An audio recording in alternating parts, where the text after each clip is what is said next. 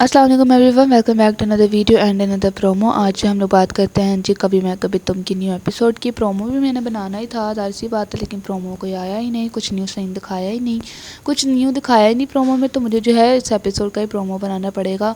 वैसे जो है मुझे प्रोमो का इतना ज़्यादा वेट था कि हाँ आज प्रोमो आएगा, पता नहीं क्या होगा न्यू प्रोमो में, और कुछ दिखाया ही नहीं प्रोमो में।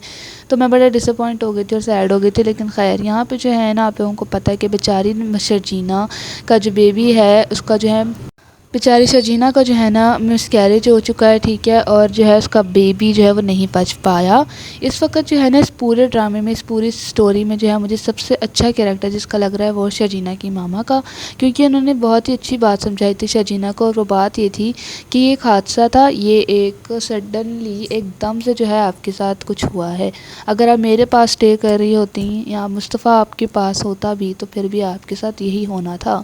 और ये जो कुछ भी था ये अल्लाह की रज़ामंदी थी, इसको जो है ऐसा समझ के कबूल कर लो। और शायद मुस्तफ़ा जो है वो भी यही सब कुछ दुख वगैरह झेल रहा है, तो आप और जो भी है ना मुस्तफ़ा उसको माफ़ करो और उसके साथ चली जाओ। फ़िलहाल जो है ना इसकी मामा ने इसको ये सब समझाया तो है। अब देखते कि शर्जीना बेचारी कितना समझ पाई इस बात को और कितना नहीं। फ़िलहाल जो है ना बेचारी शर्जीना को जब ये पता चलता है that the baby is not any more, तो वो जो है ना बहुत ही ज़्यादा सैड हो जाती है, बहुत ही ज़्यादा दुखी हो जाती है, ठीक है, और बहुत ही ज़्यादा जो है ना बेचारी सदमे में चली जाती है। और वो जो भी है ना शर्जीना वो बेचारी चीखती है, चिल्लाती है, रोती है, क्योंकि ज़ाहिर सी बात है ये कोई छोटा लॉस नहीं है, ये बहुत ही बड़ा जो है इसके साथ बहुत ही ज़्यादा बड़ा जो है ये लॉस हुआ है, बहुत ही ज़्यादा बेचारी के साथ गलत हो गया। और दूसरी तरफ जो है ना बेचारा मुस्तफ़ा वो भी बहुत ज़्यादा सैड होता है, वो भी बहुत ही ज़्यादा टेंस सिचुएशन से गुजर रहा होता है। और वो जब सब कुछ ऐसी कंडीशन ऐसी हालत देखता है शर्जीना की तो वो भी बहुत ही ज़्यादा सैड हो जाता है। इतना ज़्यादा जो है ना उस बेचारे को रिग्रेट है कि मैंने शर्जीना के साथ सही नहीं किया।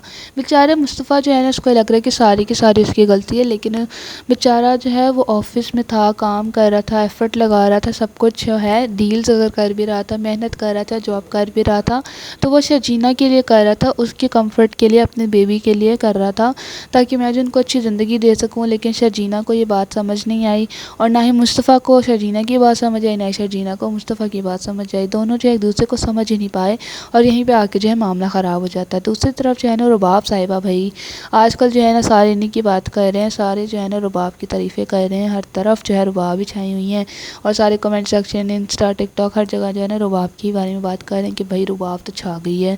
और रुबाब जो है ना उसने अदील को जो है, अदील साहब को जो है जेल में बंद कर दिया हुआ है, ठीक है, और अदील साहब जो है ना जेल के मज़े ले रहे हैं, जेल के चस्के ले रहे हैं, ठीक है, बड़ा ही मज़ा आ रहा होगा। पता नहीं अपने आप को कौन सी मुल्क का, कौन सी इंडस्ट्री का हीरो समझते थे, और अब जो है ना वो बेचारे जेल, बेचारा तो नहीं लेकिन जेल में है, और वही ये सब डिज़र्व करता था।